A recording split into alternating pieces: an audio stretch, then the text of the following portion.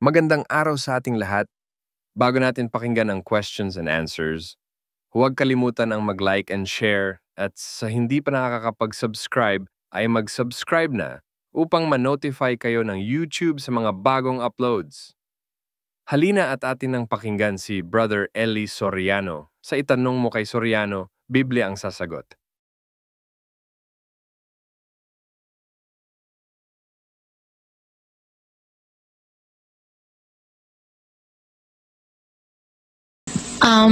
Magandang gabi po, Brother Eli. Ako po ay isang Katoliko. Meron po akong tatlong tanong. Unang tanong, nasa Biblia po ba ang pagkukumpisal sa isang pari? Pangalawa po, tama po ba ang pagrorosaryo? Pangatlo po, nasa Biblia po ba ang pananalangin ng 9 na araw sa taong patay na? Yun lang po. Unang-una kapatid, sa Biblia, hindi pinapanalangin ng patay. Kasi pag patay na, nasa Diyos na ang kapalaran nun.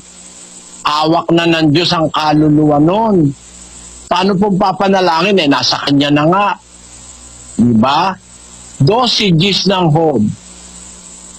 Nasa kamay niya ang kaluluwa ng bawat bagay na may buhay at ang hininga ng lahat ng mga tao. Ayan, nasa kamay na ng Diyos yun eh. Alam mo kapatid, walang apostol at mga Kristiyano ng una na nanalangin para sa patay. Walang ganon. Wala silang panalangin na makikita ka sa Biblia na nalangin sila para sa mga patay. Kasi pag patay na, final na yun eh. Wala ka nang maiiba eh. No? Wala ka nang magagawa sa patay. Sabi rin yun ng pasyon. Yung pasyon na kinopya ni Padre Mariano Pilapil sa Biblia. Ang sabi sa pasyon, walang magagawang tunay sa namatay mong katawan. Palibhasa'y lupa lamang, sa abang-aba mo naman. Kung ika'y walang sinimpan, samantalang may hininga, at ika'y nabubuhay pa, ay maglaan kang maaga. Sukat mong ikaginhawa ng kagamit mo na. Ayun. Pagkapatay na, wala ka na magagawa eh. Wala na rin pwedeng gawin sa'yo.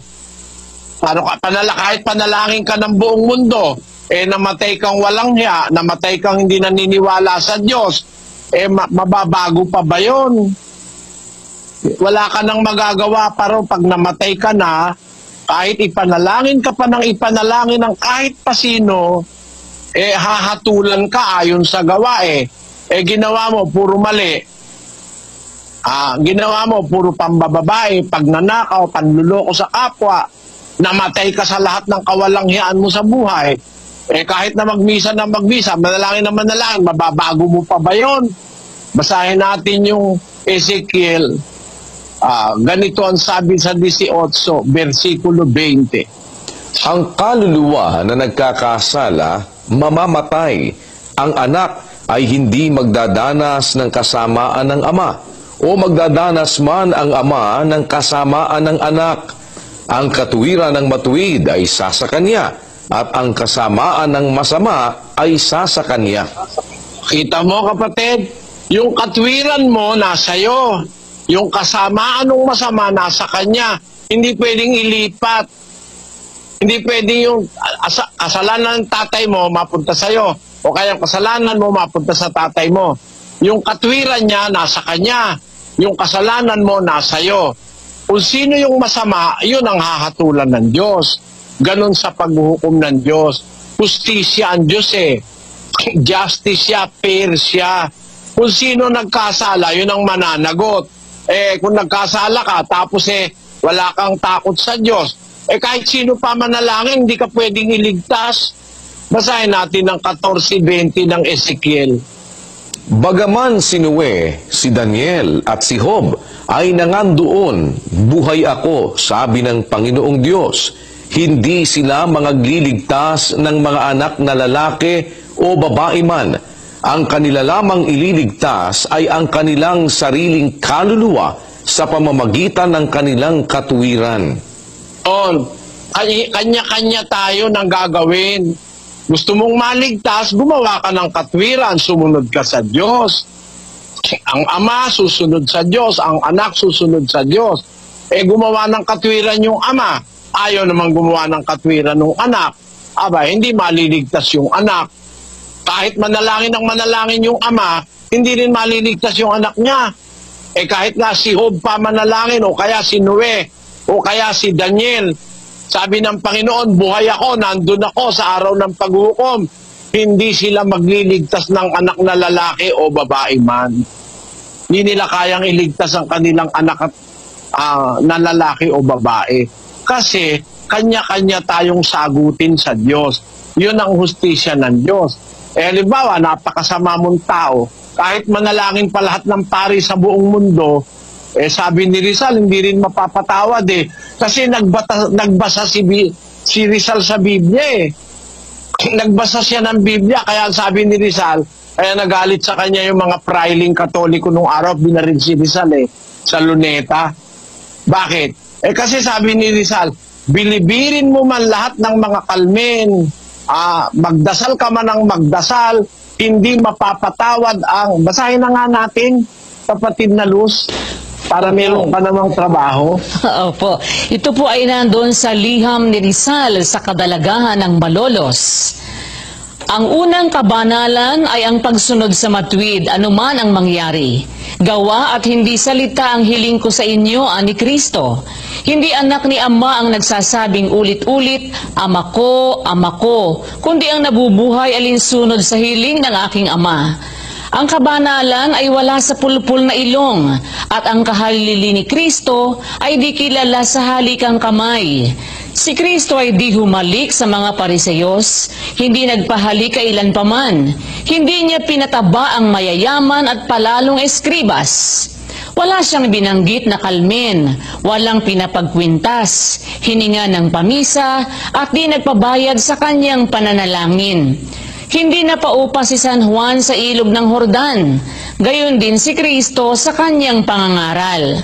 Bakit ngayon ang mga pare ay walang bigong kilos na di may hinging upa at gutom pahalos? Nagbibili ng mga kalmen, kwintas, korea at iba't iba pa, pandaya ng salapi, pampasama sa kaluluwa. Sapagkat kalminin mo man ang lahat ng basahan sa lupa, kwintasin mo man ang lahat ng kahoy sa bundok, ibilibid mo man sa iyong baywang ang lahat ng balat ng hayop, at ang lahat ng ito'y pagpaguran mang pagkurus-kurusan, at pagbulong-bulungan ng lahat ng pare sa sandaigdigan. At iwisik man ang lahat ng tubig sa dagat, ay di mapalilinis ang maruming loob, di mapatatawad ang walang pagsisisi. Gayun din, sa kasakiman sa salapi, ay maraming ipinagbabawal na matutubos kapag ikaw ay nagbayad, gaya ng pagkain ng karne, pag-aasawa sa pinsan, kumpare at iba pa, na ipinahihintulot kapag ikaw ay sumuhol. Bakit? Nabibili baga ang Diyos at nasisilaw sa salapi na paris ng mga pare? Ang magnanakaw na tumubos ng bula de komposisyon ay makaaasa ng tahimik na siya'y pinatawad. Sa makatwid, ibig baga ng Diyos na makikain ng nakaw? Totoo bagang hirap na ang may kapal na nakikigaya na sa mga gwardya, tanod, karabineros o gwardya sibil? Kung ito ang Diyos na sinasamba ng praile, ay tumatalikod ako sa ganyang Diyos. Yung biro mo salita ni Rizal, tinatalikuran ko yung ganyan Diyos, tumatanggap ng suhol. Kaya alam mo kapatid, kahit manalangin ka ng manalangin, sabi ni Rizal nga, kasi ganun din naman sa Biblia, nakopya yan sa Biblia. Si Rizal kasi nagbabasa ng Biblia. Ang sabi niya, si Juan hindi nagpabayad sa ilog ng Jordan. Si Kristo hindi nagpahalik-halik o hindi nagpahalik ng kamay o hindi nagpaupa sa kanyang pangangaral. Gayon yung mga praile nung panahong Kastila na si Rizal ay buhay, walang bigong kilos na walang salapi. Lahat ng kilos may salapi. Binyag, bayad. Kurya, bayad. Kalmen, bayad. Kasal, bayad. Ay, kung ano-ano ang babayaran mo sa mga prailing katolikong sumakop sa ating bansa nung una. Kaya ang masasabi ko sa iyo, kapatid, hindi utos ng bagong tipan na manalangin para sa patay.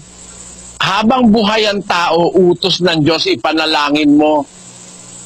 Panalangin ng mangangaral, panalangin ng ministro, ang lahat ng tao, panalangin. Pero pag patay na, nasa kamay na ng Diyos ang kapalaran nun. Kahit ano pang panalangin ang gawin mo, hindi mo na mababago yung nakarecord sa buhay niya. Hindi na babago ng panalangin yung nakarecord.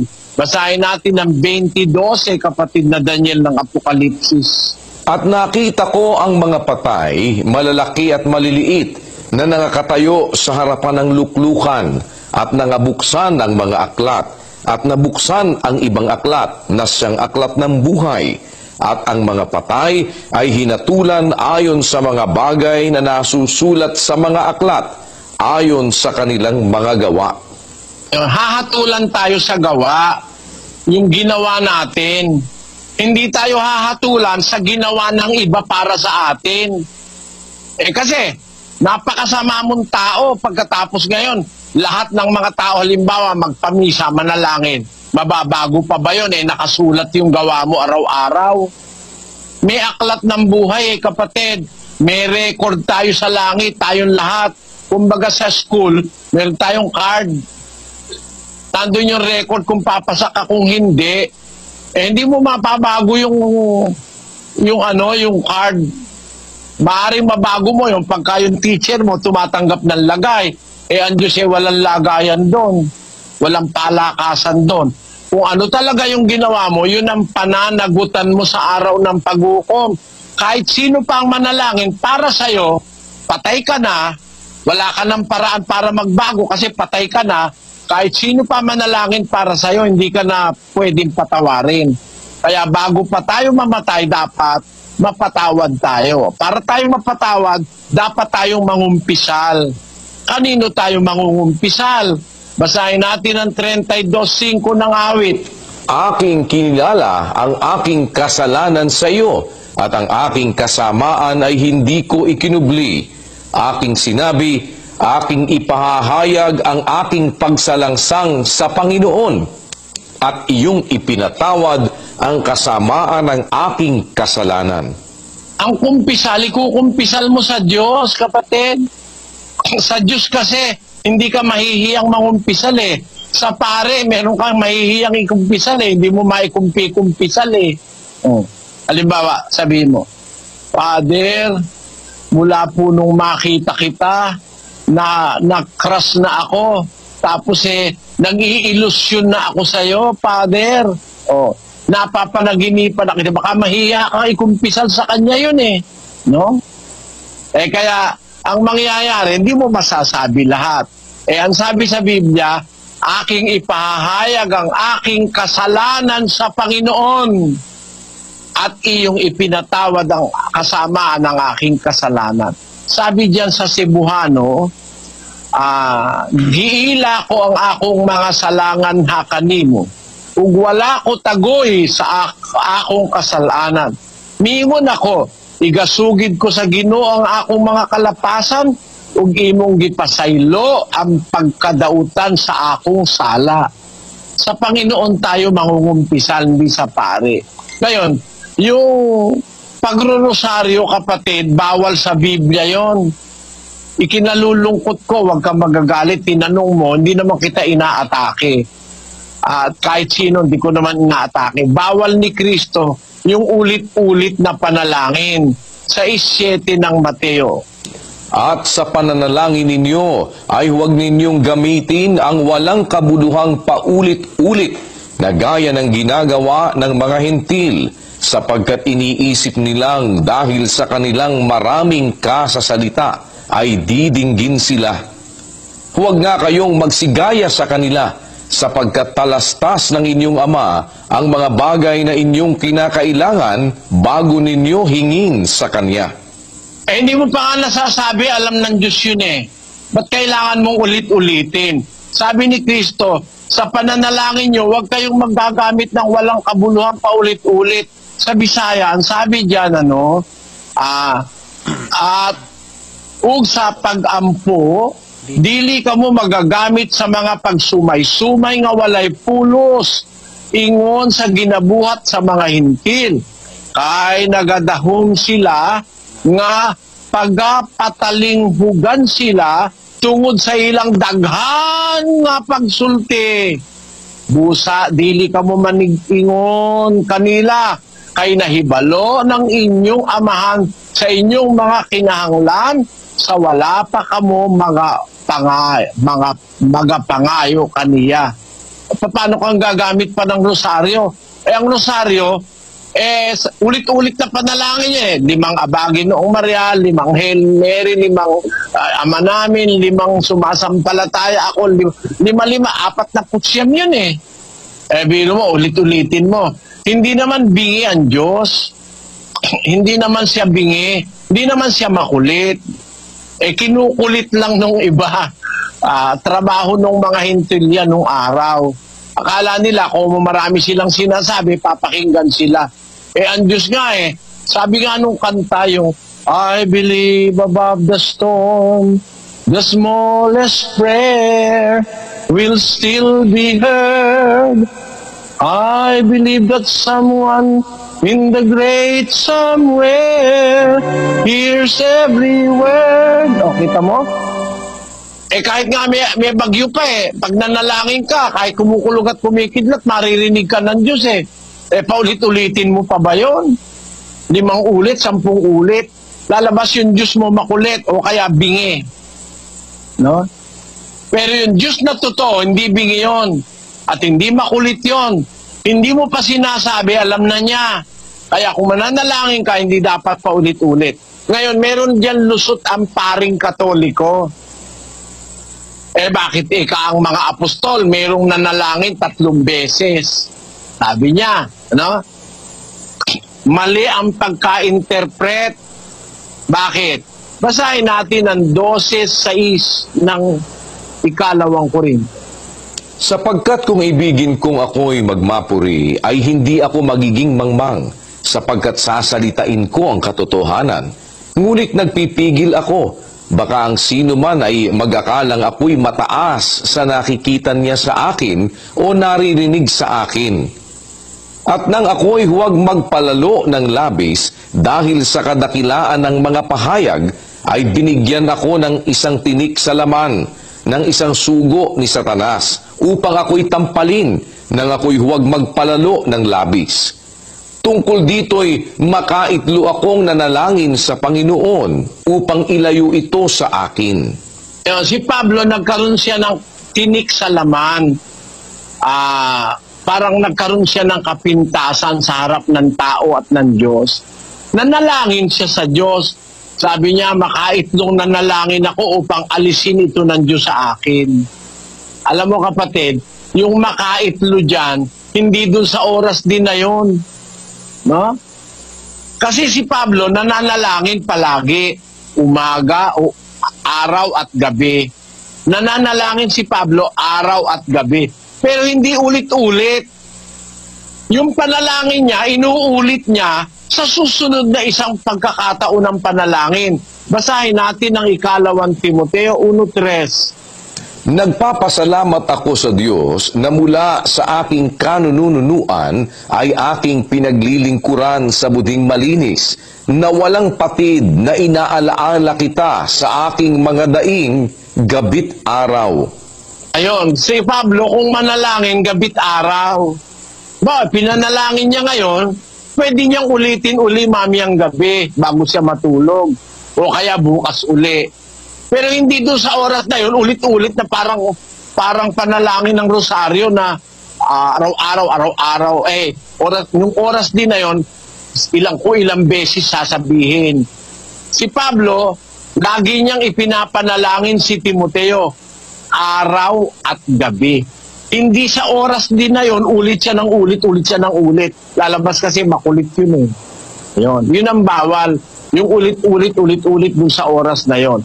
Pero halimbawa, habang hindi mo natatanggap yung ipinapanalangin mo, pwede mo namang ulitin yun. Bawa, nanalangin ka sa umaga, pwede mo ulitin sa gabi. Panginoon, wala po akong trabaho, sana bigyan mo po akong trabaho. Di ba, nanalangin ka Lunes, Martes wala ka pa rin trabaho, pwede mong ulitin. O kaya Miyerkules wala ka pa rin, pwede mong ulitin. Pero doon sa oras na yun, Lunes, Panginoon, wala po akong trabaho, bigyan mo ako. Panginoon, wala po akong trabaho, bigyan mo ako. Panginoon, wala po akong trabaho, bigyan mo ako. Panginoon, hindi pwede yun. Lalabas makulit ang Diyos noon. Pwede mong ulitin sa ibang pagkakataon ng panalangin. Pero doon sa mismong oras na yun, gaya ng ginagawa ng mga nagro-rosaryo, mali yun, kapatid. Bawal ni Kristo yun. Hindi naman katakataka, kapatid na Rachel. Kasi ang aral ng rosaryo, hindi naman galing kay Kristo yan eh. Pakinggan mo sa aklat ng Katoliko kung kanino galing yung rosaryo.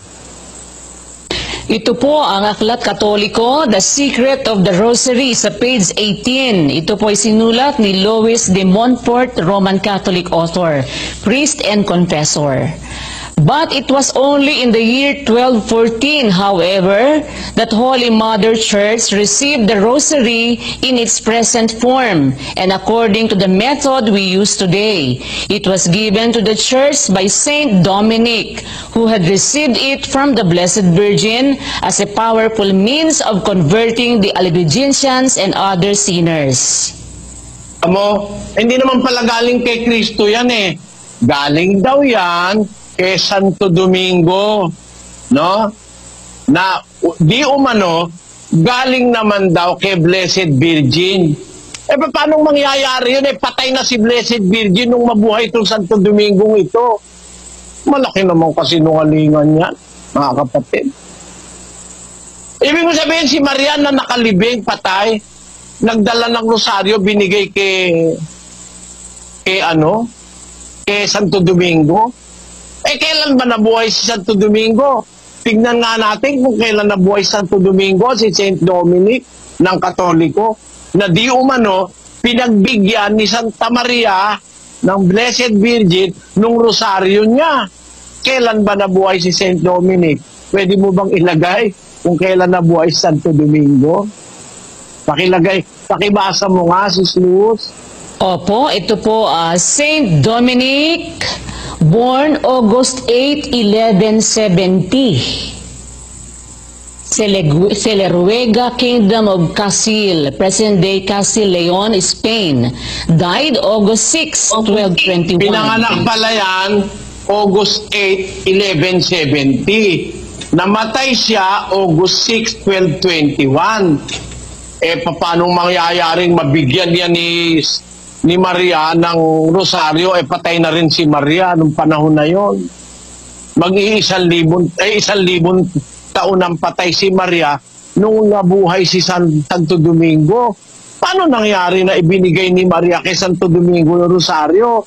Si Maria hindi naman nagro-rosaryo. Wala namang mababasa sa Biblia ang rosaryo. In the first place, walang mababasa sa Biblia na rosaryo. Papahanap natin sa computer, Bradman. Opo, ito po, mabilis po kung mayroon po bang rosaryong mababasa sa Biblia. Ito po ang isinasad ng computer, searching for rosaryo in Bible versions, all Tagalog translations, mula po Henesis hanggang Apokalipsis o pagbubunyag. Result, no word or phrase found. Kahit pala sa aklat ng pagbubunyag, walang nabunyag na rosaryo Wala kahit isa. Lagay sa Bibliang Katoliko mo pahanap sa computer. Baka meron naman rosaryo sa Bibliang Katoliko, kapatid na Mel. Opo, ito po agad ang sinasabi ng computer. Sa paghahanap niya sa Bibliang Katoliko po mismo, searching for Rosario, sa Bibliang Katoliko, mula po Henesis hanggang Apokalipsis, result, no word or phrase found. Ay naku, wala po pala talaga rosaryo sa Biblia, kapatid. Kanino galing? Kay Santo Domingo. Umano, galing kay Santa Maria. Paano maibibigay ni Santa Maria? Pareho na silang, patay na si Santa Maria nung mabuhay si Santo Domingo. At saka, paano siyang bibigyan ng rosaryo? Wala naman rosaryo si Maria. Siguro ibang Maria yon. Yun ang ibig kong sabihin, kapatid. Naunawaan mo po ibig kong sabihin, kapatid na Rachel? Opo, nawaan ko po. Salamat po, Brother Eli. Salamat sa Diyos. Pagpalain ka naman ng Panginoon, kapatid. Okay po, lipat naman tayo dito sa Palit, Pampanga. Kasama natin si kapatid na Don Capulong at kapatid na Mel Pingal. Kasama natin mga panauhin. Go ahead, Pampanga, please. Opo, salamat sa Diyos, kapatid na Daniel. Sa mabuting pagkakataon na ang ating mga kababayan ay muling makapagtanong ng kanilang mga problema sa pananampalataya. Dito po sa Central ay marami po tayong mga panauhin na kapiling sa gabing ito at meron din pong gustong magtanong sa kapatid na Eli. Kapatid na Mel? Opo, ito po ang magtatanong, kapatid na Eli. Si kapatid na Jomar Lumba, 37 years old po siya at isa po siyang Katoliko.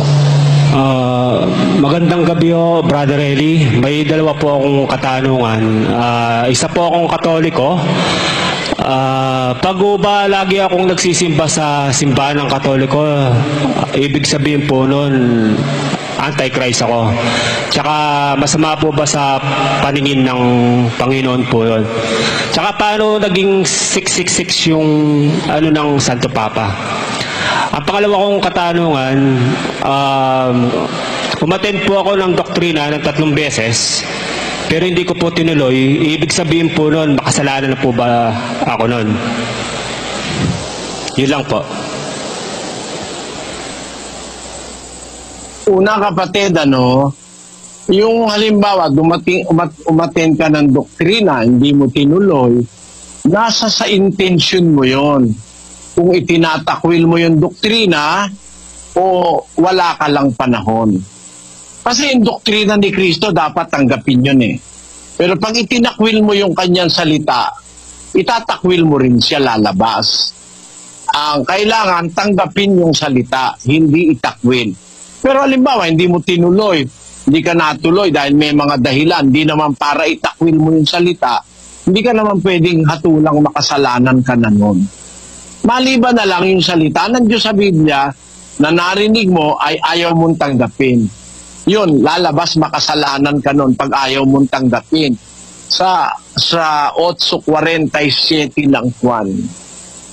Ang sa Diyos ay nakikinig ng mga salita ng Diyos. Dahil dito'y hindi ninyo dinirinig sapagkat kayo'y hindi sa Diyos. Dingking Diyos, pakiramdaman dahil amano na ning Diyos. Nya pini kayo yung pakiramdaman, uling eko pinking Diyos, nga naning ginutang Jesucristo. Dalawa ang klase ng tao, isang nakikinig ng salita, pag narinig niya, hindi niya tinatakwil, isa namang ayaw talagang makinig. Kaya ikaw ang makakahatol, kapatid, ano ba nasa puso mo? Ayaw mo ba yung doktrina, yung salita ng Diyos? Pag ayaw mo, tinatakwil mo, makasalanan ka. Pero kung merong ibang dahilan, hindi mo naman ayaw, hindi mo naman tinatakwil, hindi ka pwedeng hatulang makasalanan ka. Ikaw na makakahatol sa sarili mo. Doon sa isang tanong mo, pagka ba palagi kang nagsisimba sa Katoliko, ibig ba sabihin Antikristo ka? Alam mo, ang Antikristo, yung kalaban ni Kristo. Ngayon, kung nagsisimba ka, dahil alam mo, yun ang tama para sa'yo, mahirap naman ikaw husgahan o hatulan na Antikristo ka. Maraming mga Katolikong mabubuting mga tao. Mula sa pagkabata ko, nakakita na ako, maraming Katolikong mas mabubuting tao. mas mabubuti sila kaysa sa iglesia ni Manalo, no? Sa obserbasyon ko. Pero, sasabihin mo ba yung mga Katoliko na yun, Antikristo? Ang Antikristo, yung lumalaban kay Kristo. Pero kung halimbawa, di naman nila alam, ligaw lang sila, nailigaw lang sila, hindi ko pwede sabihin sila yung mga Antikristo. Ang tinutukoy kasing Antikristo sa Biblia, kapatid, yun talagang diretsahang nilalabanan si Kristo. Yung kasing salitang anti, sa Grego, sa English, sa kahit anong wika, yung salitang anti. Hindi yung anti na tiyahin, Kasi ang spelling ng anti na tiyahin, A-U-N-T-I-E. Pero yung Antikristo, A-N-T-I, Antikristo, kalaban ni Kristo. Hindi naman masasabing kung Katoliko ka, nagsisimba ka, Antikristo ka na agad. Maaari, yung naglalagay ng ribulto na ipinapasamba sa'yo, yun ang Antikristo. Kasi sa simbahang Katoliko, maraming ribulto Bawal kasi ni Kristo sambahin ang nilalang. Sambahin ang nilalang ay kasinungalingan para kay Kristo. Roma 1:25. Sapagkat pinalitan nila ang katotohanan ng Diyos ng kasinungalingan at sila'y nagsisamba at nangaglingkod sa nilalang kaysa lumalang na siyang pinupuri magpakailanman sa nawa. Ayon. Merong sinasabi ang Panginoong Hesus na isinulat ni Pablo, mga taong pinalitan ang katotohanan ng Diyos ng kasinungalingan.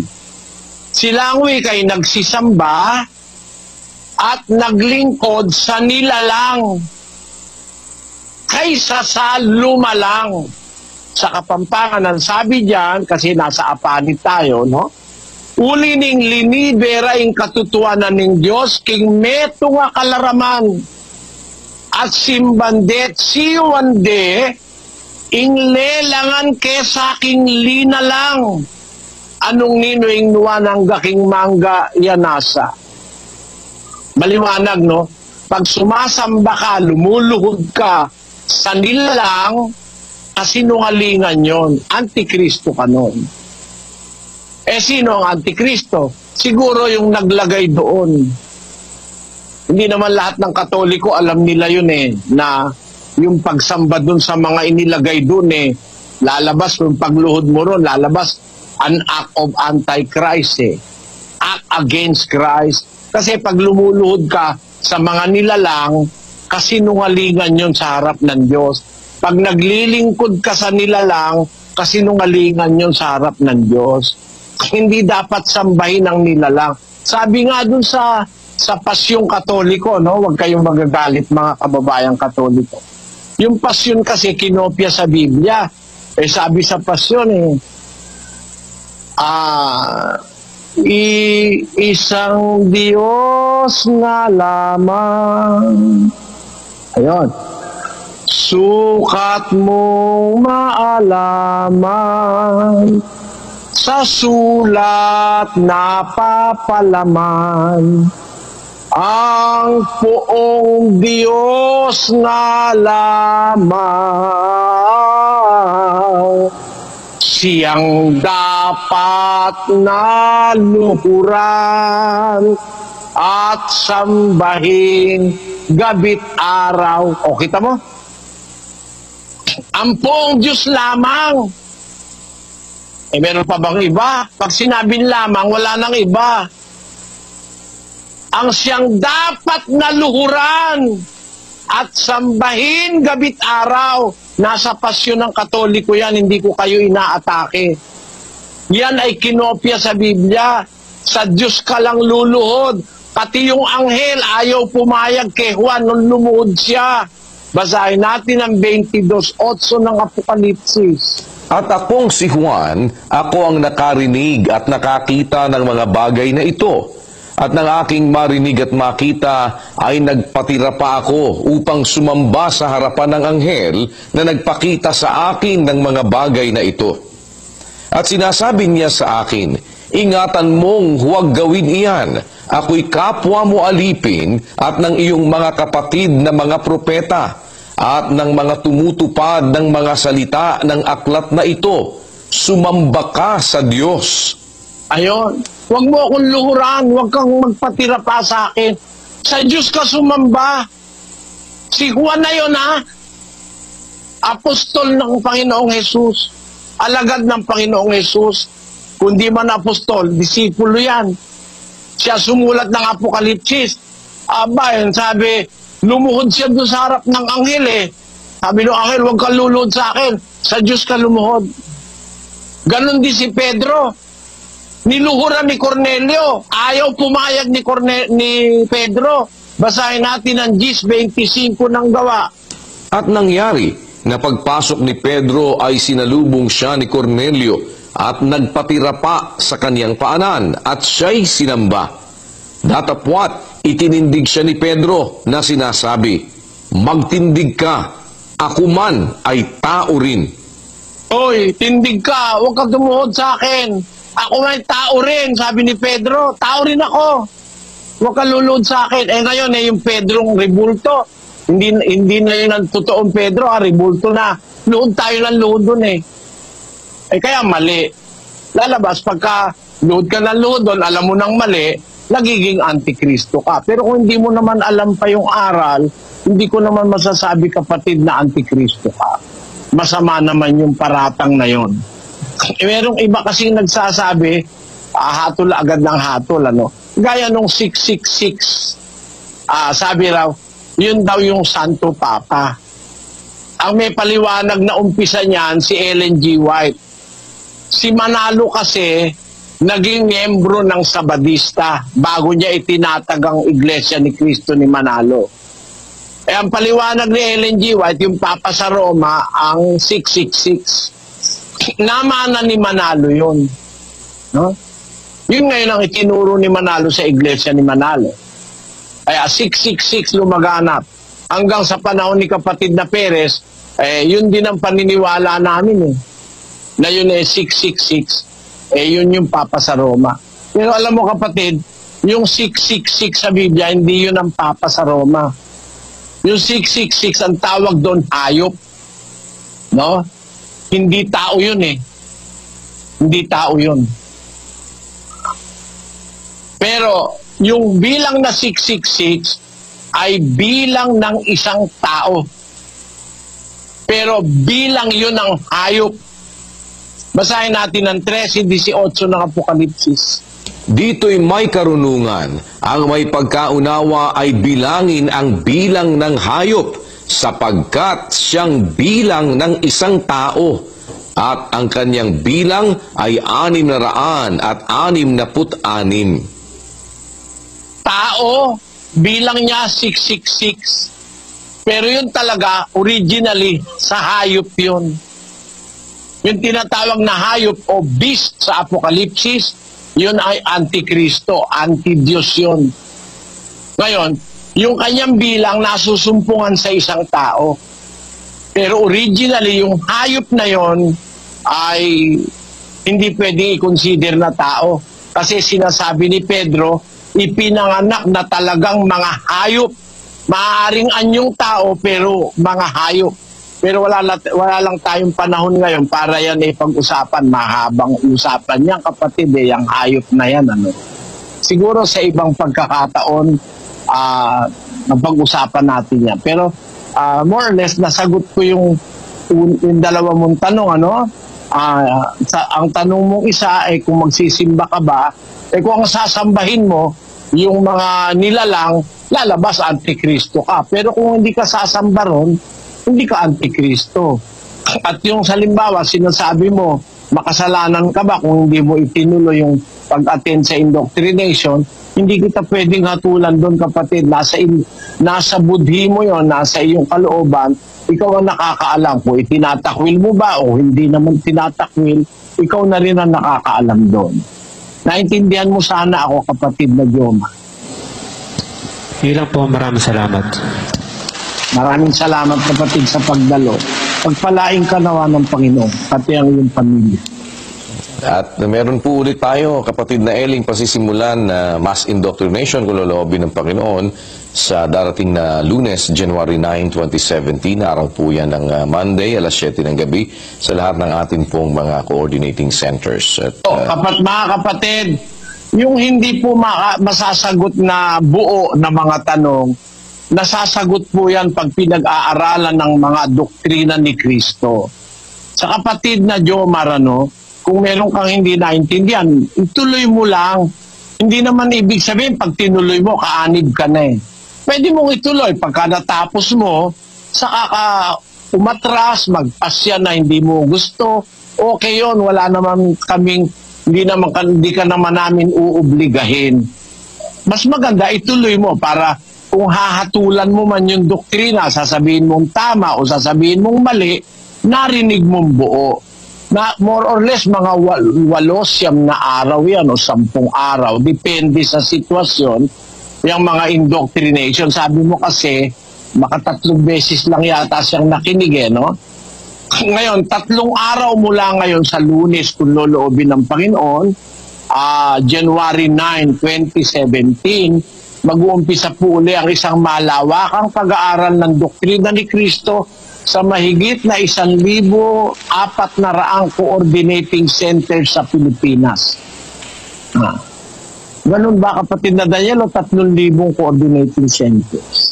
Ang ating pong satellite monitoring centers ay 1,300. May mga satellite. May mga satellite po. Pero yun pong coordinating centers po natin ay mahigit po doon, kapatid na Eli, na marami pong position sa iba't ibang bahagi ng ating pong bansa at maging sa abroad po, kapatid na Eli.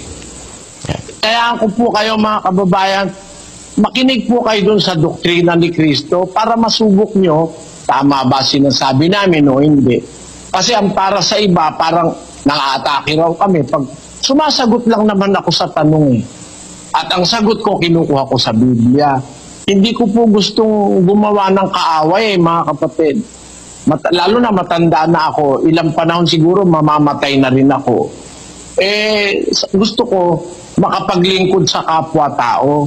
Kaya nga hanggang dito sa South America, nakalaganap na po ang aral ng Diyos dito na tinataguyod namin Mula doon sa kaduluduluhan ng kontinente, doon sa Montevideo, Uruguay, hanggang doon sa may papunta po sa North America, nakalaganap na sa Honduras, sa Brazil, sa Argentina, sa Chile. Ay, napakarami na po ritong mga lugar kung asa nandun yung mga coordinating centers natin. Lahat po ng mga kapatid, lahat mga kaibigan sa Pilipinas, sinayayaan ko po kayo sa Lunes. Mga 1 oras lang naman at kalahati ang pag-aaral ng doktrina. Sana pagbigyan nyo kami sa aming alok. Kung ayaw nyo tanggapin, pwede naman. Kung gusto nyo tanggapin, lalong maganda yung doktrina ng Panginoong Hesukristo. Pero wala po kayong obligasyon na umani, basta makinig kayo, mapagkumpara nyo, given the chance or given the benefit of the doubt, inayayahan ko po kayo na makinig para hatulan ninyo kung tama ba o mali ang pinagsasama-samahan sa Church of God International. Sige, kapatid na Daniel. Opo, at ito pong isa pang atin pong pangapanauhin dyan sa Valenzuela City, kasama rin na kapatid na Danny Davales at kapatid na Bobby De Los Santos. Go ahead, Valenzuela, please. Opo, ang susunod po na magtatanong dito po sa Valenzuela is kapatid na Sarah Grace Tapispisan. Magandang gabi po, Brad Daniel at Brother Eli at sa lahat po ng manonood po sa inyo. Ang aking pong katanungan, Brother Eli, ano po ang pinagkaibahan ng inyong relihiyon at sa iba pa pong relihiyon? Maraming salamat po. Alam mo kapatid, maraming pagkakaiba, hindi ko kayang sabihin lahat ngayon, Unang-una, yung rosaryo, wala kami. Kasi wala nga sa Biblia yun Hindi naman tinuro ni Kristo yun. Hindi rin tinuro ng mga apostol. Wala kaming rosaryo. No? Sa amin, si Kristo, Diyos, hindi tao. Kasi nasa Biblia, bago pa nilalang ang mundo, bago pa nilalang ang tao, meron ng anak ng Diyos na kasama ng Diyos. No? Napakaliwanag sa Biblia nun na nagtamo siya ng kaluwalhatian sa Ama bago pa itinatag ang sanlibutan. Kung narinig mo yung kaninang binasang talata, 17:5 at 17:24 ng Juan. At ngayon, Ama, luwalhatiin mo ako sa iyo rin ng kaluwalhati ang aking tinamo sa iyo bago ang sanlibutan ay naging gayon. Kita mo, bago pa nagkaroon ng sanlibutan, kasama na siya ng Ama. Paano mo sasabihin tao yan? Ang tao nilalang sa alabok ng lupa.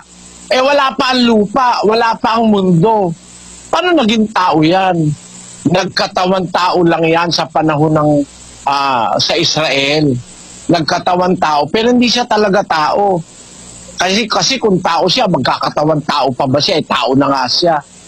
Hindi siya tao. Siya ay nabubuhay, umiiral, kasama ng Ama bago nilalang ang lahat ng mga bagay. No? Kaya mali yung Kristo ng Iglesia ni Manalo.